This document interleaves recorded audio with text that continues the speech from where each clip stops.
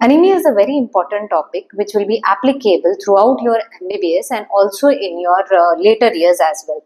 So how do we define anemia? One is based on the cause. So anemia is decrease in total circulating red cell mass below the normal limits. And second is the functional definition of anemia. Okay, in physiology they ask you what is the functional definition. So anemia is decrease in oxygen carrying capacity of the blood.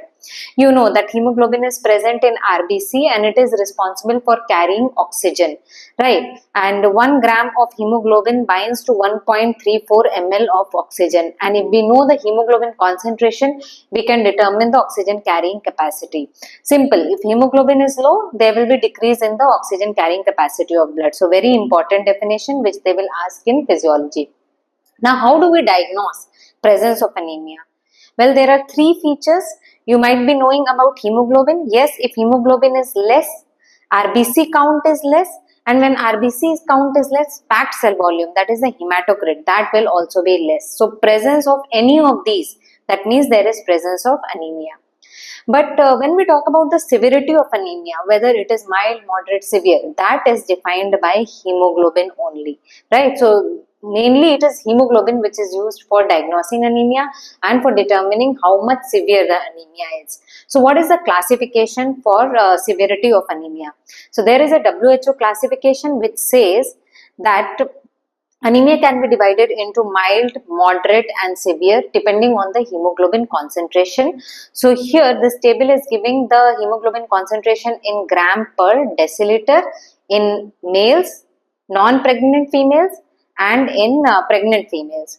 So you see in males it is mild anemia is basically less than 13 gram, right? So here it is less than 13 gram up to 11, okay? But for females non-pregnant it is less than 12 grams. So that is the way to remember, okay? Less than 13, less than 12, 11 to less than 13, 11 to less than 12. But pregnant it is still 1 gram lesser, okay? Less than 11, 13, 12, 11, simple. But moderate you see 8 to 11, and for non-pregnant females again 8 to 11, 10.9, less than 11, right? And pregnant females again 1 gram per deciliter less value is there. Severe anemia, very important because the treatment differs. If it is going to severe anemia, then we will need blood transfusion to treat the anemia, and then we can treat the cause of the anemia. But severe anemia can land up in a lot of complications. So it is very important to know these values. So in men, if the hemoglobin concentration becomes less than 8, and non-pregnant females also, if it is less than 8, it is known as severe anemia. And in pregnant females, if the value goes below 7 gram per deciliter of hemoglobin, then it is known as severe anemia. Now, how do we classify anemia? Anemia is classified mainly by 2 mechanisms. One is based on the cause, that is known as etiological classification of anemia, and the other is based on the morphology of RBC. Morphology meaning size and shape of the RBC. Okay, so we will see both classification and both are important to determine what is the diagnosis of anemia. That we will see how we will come to the diagnosis. So first is etiological classification. So etiology means the cause of the anemia. There can be 3 broad causes of anemia. One is decreased synthesis of RBC, or we call it ineffective synthesis. Okay, either synthesis is decreasing, number is not being produced adequately, or whatever RBCs are being synthesized, they are not being synthesized properly. So that is ineffective erythropoiesis, right? Then there is increase in destruction of RBCs. That means RBCs are being synthesized, they are released into the circulation, but there is fast destruction of these RBCs. The lifespan of RBCs is 120 days. But suppose they are just surviving, say suppose 80 days or 70 days. So that is what? Increased destruction of RBCs. Third is blood loss. One is acute blood loss, right? So suppose injury has happened and there is hemorrhage. So there is sudden blood loss. Second is chronic blood loss. Chronic blood loss may occur due to certain infestations of parasite, we will see. But remember here that books have given acute blood loss as cause of anemia. But acute blood loss, a patient of acute blood loss never presents with anemia problem. Main problem in patient of acute blood loss is hypovolemia. So much fluid is being lost. Okay, so he presents with hypotension. that is blood pressure is less, and because of hypotension there is decrease in blood flow to the tissues. Okay, so ischemia is occurring. So very important to remember. Only chronic blood loss patient will present as anemia. So each of these we will see one by one, that in each of these what can be the causes. Very systematically we will see, very easy to remember. Okay. So first is decreased synthesis or ineffective erythropoiesis. So here you see, for synthesis we require a site. What is the site of synthesis? It is bone marrow, right? And we require the regulation factors are there. There is secretion of erythropoietin from kidney, which is the important stimulator of erythropoiesis. And then there are factors required. That is, there is iron, vitamin B12, all these are factors required for erythropoiesis. So we will see, if problem occurs in any of these, there will be decreased synthesis or ineffective synthesis of RBCs. One by one, let us see. So if bone marrow problem occurs, say suppose there is aplastic anemia. Aplastic anemia is depression of the bone marrow. Okay, or there is infiltration of the bone marrow with cancer cells. Okay, so cancer cells come and get deposited in the bone marrow. Okay, infiltration of bone marrow. Third, if there is chronic kidney disease, CKD, then there will be decrease in the release of erythropoietin. So obviously there will be decrease in the synthesis of the RBCs. Then you see there are precursors of red blood cells in the bone marrow. If there is an infection of these precursors, so that happens in parvovirus infection. Okay, parvovirus B19 infection. Fine. Now coming to the other factors required. See, when the RBCs are multiplying, I told you EPO is needed or other factors are needed. If they are deficient, then also they will not be synthesized. Finally, for multiplication, vitamin B12 is also required. See, for multiplication, what happens? DNA synthesis takes place. So, if DNA synthesis is not taking place, cell will grow in size. Cytoplasm will grow in size, but DNA cannot divide into two. If DNA cannot divide into two, cell will also not divide into two. So this is not going to happen. Okay, so vitamin B12 deficiency and also folate deficiency, that is also going to lead to ineffective erythropoiesis. On the other hand, hemoglobin. For hemoglobin synthesis, we need the synthesis of both heme and the synthesis of globin. Okay, heme we have iron which is incorporated in this heme. So iron deficiency anemia can occur, right? Then globin we need proteins. So if protein energy malnutrition is there, then also this hemoglobin will not be synthesized properly. So less a number of RBCs are going to be synthesized. Then there is also anemia of chronic inflammation. Okay, in chronic inflammation also similar thing happens. First of all, there is release of interleukin 1. Interleukin 1 causes suppression of release of erythropoietin from kidneys. So less erythropoietin is released. Second, chronic inflammation also leads to one more thing, that iron storage may be normal. Okay, lot of ferritin is there. Iron is stored in ferritin form. So that may be normal, but for usage, for incorporation into hemoglobin, it should come out of that storage form, go into the circulation and get incorporated in hemoglobin.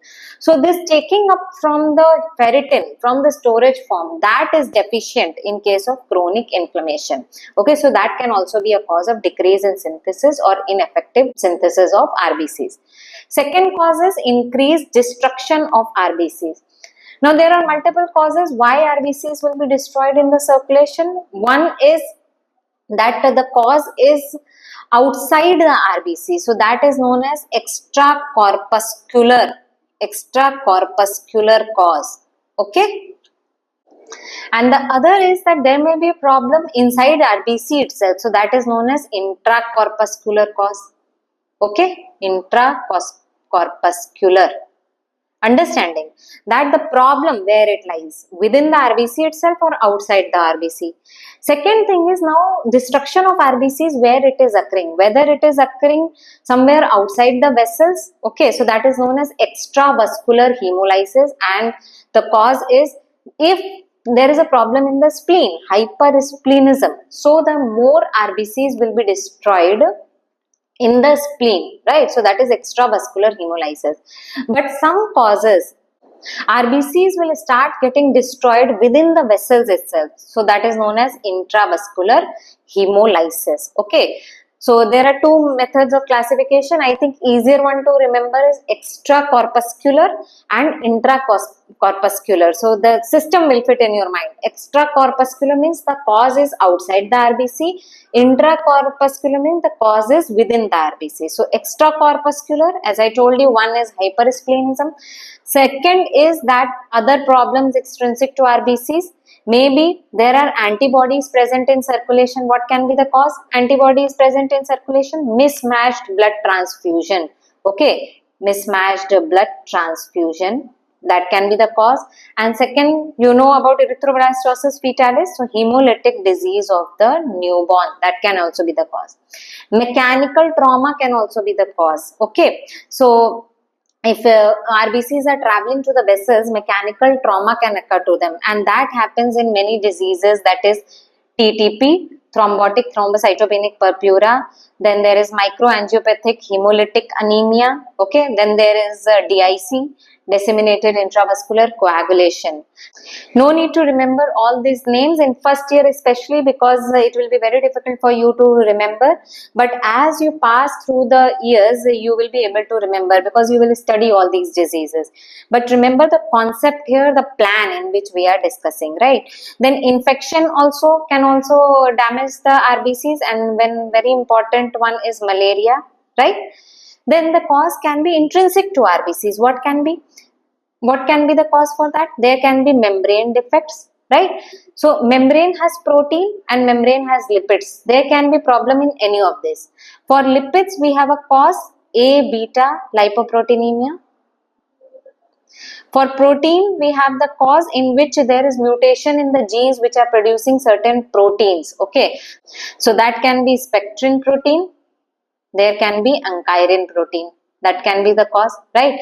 Then we have hemoglobin. Hemoglobin can be synthesized abnormally. So some causes are sickle cell anemia, thalassemia, right? Then cytoplasm, there are certain enzyme deficiencies which may happen, and these include G6PD enzyme deficiency, pyruvate kinase enzyme deficiency.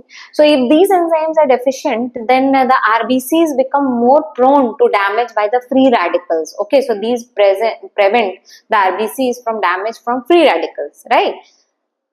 So these are also the problems. Again, simple to remember: increased destruction, problem extrinsic to RBCs, or problem intrinsic to RBCs. Problem extrinsic to RBCs, antibodies can be there, mechanical trauma can be there, infection can be there. Problem intrinsic to RBCs, membrane problem, protein problem, lipid problem. Cytoplasm is there, cytoplasmic enzyme problem. Or hemoglobin is there, hemoglobin problems. Nothing else is there in the RBC. So any place problem is there, we will get increased hemolysis. Then third cause, we said it is blood loss. I told you it is chronic blood loss which can cause anemia. What can be cause of chronic blood loss? There is hookworm infestation of GI tract. Okay, that can cause chronic blood loss from GIT. And second one is excessive menstrual bleeding in females. Okay, so there can be multiple causes of excessive menstrual bleeding, so we have to investigate then that cause then. So this is etiological classification of anemia. Coming to morphological classification of anemia, that is classification of anemia based on the morphology or size and shape and other characteristics of RBCs. So morphological classification of anemia, for that we should know hematological indices, and very important hematological indices for this classification include mean corpuscular volume and mean corpuscular hemoglobin concentration. What are these? In simple we will study. Mean corpuscular volume is average size of RBC. Okay, average volume of RBC. So how you determine mean or average volume of RBC? Take full volume. Full volume of RBC is how much? It is packed cell volume. Okay, and then divided by the number of RBCs. So we will get the average size of RBC. Normal value is 90 plus minus 8 femtoliter. Simple if we remember, we will round it off to 10. So 80 to 100. 80 to 100 femtoliter is the normal size of the RBC. This RBC is known as normocyte. Okay, normocyte. If the RBC size is less than 80, it is known as microcyte. If it is more than 100, then it is known as macrocyte. That means the cell is large. What is MCHC? MCHC is average hemoglobin concentration in the RBC. So it is concentration. Okay. So what we do, we take hemoglobin concentration divided by the packed cell volume. And then we get the average hemoglobin concentration in a single RBC. Normal value is 33 plus minus 3%. Simple to remember, 33 plus minus 3%. If MCHC is less than 30, okay, because you see 33 plus minus 3, 30 becomes normal, so it is 30 to 36 is the normal. If it becomes less than 30, then we call it hypochromic. Can it become more than 36? No, it can never happen. RBCs can never be hyperchromic. And anyways, hemoglobin is more, it is not anemia, right? Anyways, RBCs can never be hyperchromic because they are always fully saturated with hemoglobin. They cannot increase further. So simple, remember these terms: microcytic, macrocytic, normocytic. And when MCHC is normal, that is known as normochromic. When MCHC is less, it is known as hypochromic. So based on these terms, we will classify the anemia morphologically. But before we go into that, just one concept you remember here, that we have diagnosed anemia based on hemoglobin. After that, we want to determine what is the cause of anemia. So what we do first is reticulocyte count. If reticulocyte count is less than 2.5, actually there is something known as reticulocyte production index. We will not go into that. Simple, you remember, if reticulocyte count is less than 2.5, then we go and find out the morphology of anemia. Right, so that we are entering the morphological classification of anemia. But if the reticulocyte count is greater than 2.5, then we explore the hemolytic causes of anemia. Why is that? See, whenever there is increased destruction of RBCs, the body will try to compensate. So there will be increase in production of RBCs from the bone marrow. And because these RBCs, or it is reticulocyte which is released into the circulation, because it is being released, this reticulocyte count will be more. So why it is happening? Because of compensatory increase in RBC synthesis. So whenever reticulocyte count is more, we think about hemolytic anemia or also blood loss. Because initially when there will be blood loss, body will try to compensate. I am talking about chronic blood loss. Body will try to compensate. But later on, we will see in some time, but later on, if chronic blood loss is occurring, then because of the compensatory increase in RBC synthesis, there will be more and more iron which is being utilized. So now the storage of iron is being reduced. So ultimately, the person will present with iron deficiency anemia. Okay, so that will come to first cause, that is decreased or ineffective synthesis of RBCs, right? So let us go into the morphological classification. Now, morphological classification includes, I told you those 5 terms: normocytic, microcytic, macrocytic, normochromic, hypochromic. So first is normocytic, normochromic anemia. Now you might be thinking normocytic, normochromic, still it is anemia? Yes, it is anemia because this is an anemia with normal shape and normal hemoglobin. So why it can happen? It can happen when there is decrease in number of RBCs. But whatever RBCs are being produced, they are good shape. They have good hemoglobin. How it can occur? Decreased synthesis of RBCs, right? So decreased synthesis of RBCs. That when will it occur? Bone marrow problem, as I told you. Then there will be chronic inflammation because interleukin 1 is depressing the release of EPO from kidney. Then chronic kidney disease. All these causes will lead to normocytic, normochromic anemia. Also chronic blood loss initially. So in that, reticulocyte count will be more. But because blood is being continuously lost, there will be anemia, but RBCs will be of normal morphology, normocytic and normochromic.